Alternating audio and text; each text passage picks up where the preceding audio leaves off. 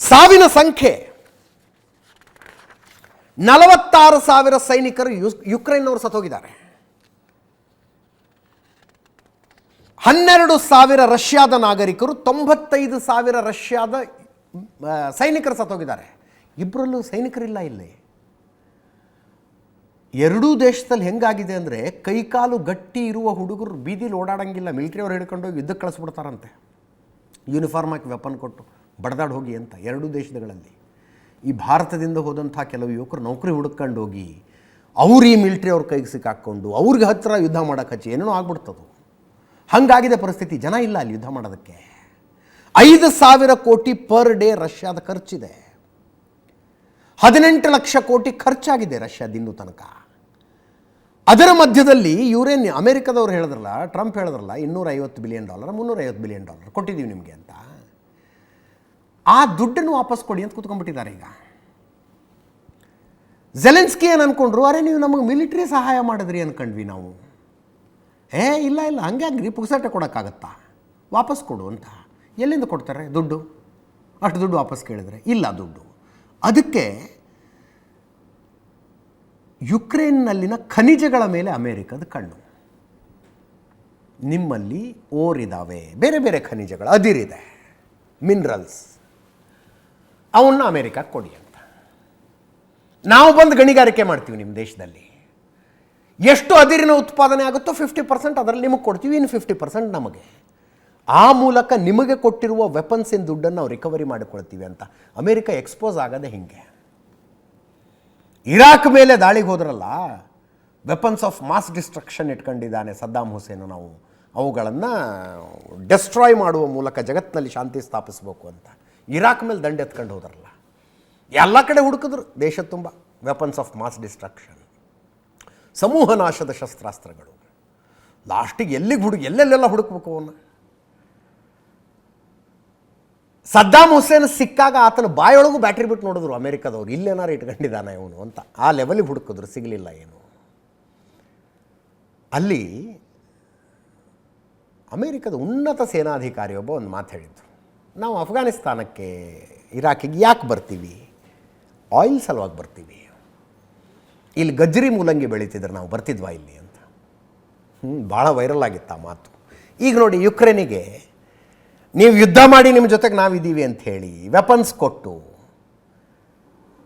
ಇಷ್ಟೆಲ್ಲ ಕೊಟ್ಟಿದ್ದೀವಲ್ಲ, ನಿಮಗೆ ದುಡ್ಡು ಕೊಡಿ, ಇಲ್ಲದೆ ಹೋದರೆ ನಿಮ್ಮಲ್ಲಿ ನಿಮ್ಗೆ ಗಣಿಗಾರಿಕೆ ಮಾಡೋಕ್ಕೆ ಅವಕಾಶ ಕೊಡಿ ಅಂತ ಕೇಳ್ತಿದ್ದ ಈಗ ಅಮೇರಿಕ. ಒಂದೇನಪ್ಪ ಅಂದರೆ, ಈ ವಿಷಯದಲ್ಲಿ ಅಮೇರಿಕ ಒಬ್ಬಂಟಿ, ಇಡೀ ಯುರೋಪಿಯನ್ ರಾಷ್ಟ್ರಗಳೆಲ್ಲ ಸೇರಿ ಈಗಲೂ ಯುಕ್ರೇನಿನ ಸಹಾಯಕ್ಕೆ ನಿಂತ್ಕೊಂಡಿದ್ದಾವೆ. ಯುಕ್ರೇನ್ ಭಾಳ ಅದ್ಭುತವಾಗಿ ಕೃಷಿ ಮಾಡೋ ದೇಶ. ಅದು ಗೋಧಿ ಬೆಳೀತಾರೆ, ಯೂರಿಯಾ ಪ್ರೊಡಕ್ಷನ್ ಆಗುತ್ತಲ್ಲಿ. ರಷ್ಯಾ ಯುಕ್ರೇನ್ ಯುದ್ಧ ಶುರುವಾದಾಗ ಭಾರತಕ್ಕೆ ಯೂರಿಯಾದ ಕೊರತೆ ಆಯಿತು. ಯುಕ್ರೇನ್ನವರು ಬೆಳೆ ಬೆಳೆದು ಯುರೋಪಿಗೆ ಕಳಿಸ್ತಾರೆ. ಅದರ ಮೇಲೆ ಯುರೋಪ್ ನಡೆಯುವಂಥದ್ದು. ರಷ್ಯಾದ ಆಯಿಲ್ಲು, ಯುಕ್ರೇನಿನ ಬೆಳೆಗಳು, ಹಂಗೆ ನಡೀತಾ ಇದ್ದದ್ದು. ಲಕ್ಕಿಲಿ ಯುರೋಪಿಯನ್ ರಾಷ್ಟ್ರಗಳೆಲ್ಲ ಸೇರಿ ಯುಕ್ರೇನನ್ನು ಬೆಂಬಲಕ್ಕೆ ನಿಂತ್ಕೊಂಡಿದ್ದಾವೆ. ಡೊನಾಲ್ಡ್ ಟ್ರಂಪ್ ಒಬ್ಬಂಟಿಯಾಗಿದ್ದಾರೆ. ಡೊನಾಲ್ಡ್ ಟ್ರಂಪ್ಗೆ ಈಗ ಪುಟಿನ್ನ ಸ್ನೇಹ ಬೇಕಾಗಿದೆ. ಇದೊಂದು ಆಶ್ಚರ್ಯ. ಇದು ಭಾರತದಲ್ಲಿ BJP ಕಾಂಗ್ರೆಸ್ ಒಂದಾಗ್ಬಿಟ್ರೆ ಹೆಂಗೆ ಶಾಕ್ ವೇವ್ಸ್ ಹೋಗ್ತಾವಲ್ಲ, ಹಂಗಿದು.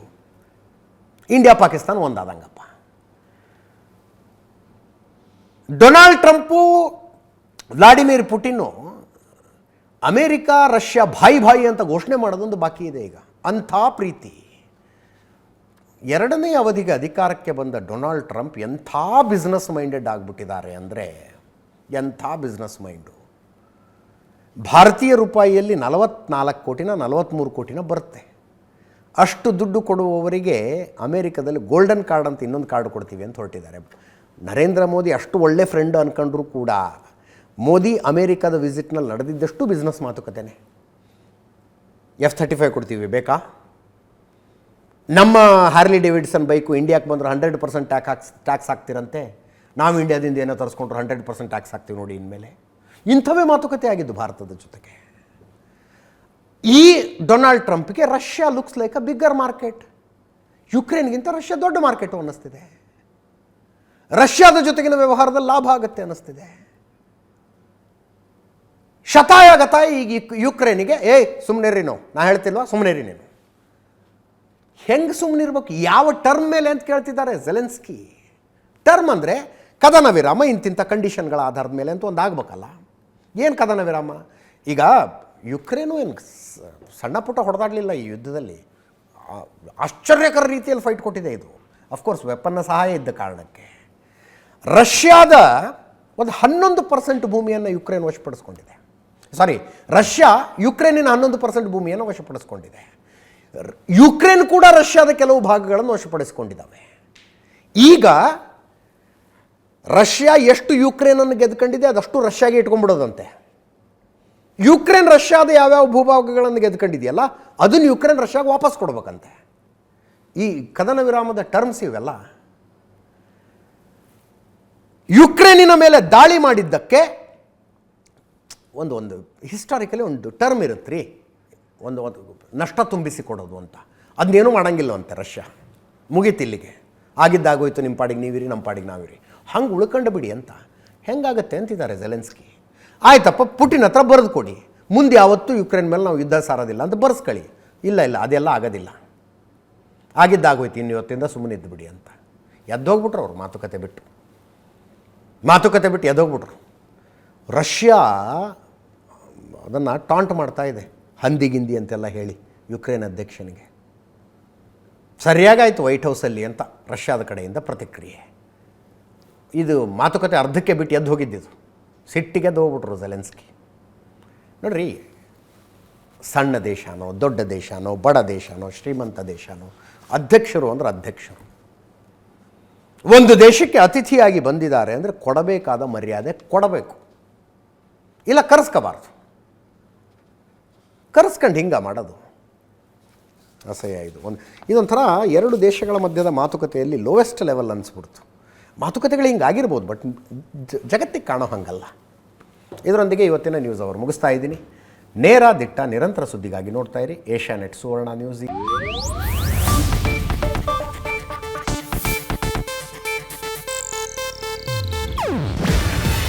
ಇದು ಏಷ್ಯಾನೆಟ್ ನ್ಯೂಸ್ ನೆಟ್ವರ್ಕ್ ಪ್ರಸ್ತುತಿ.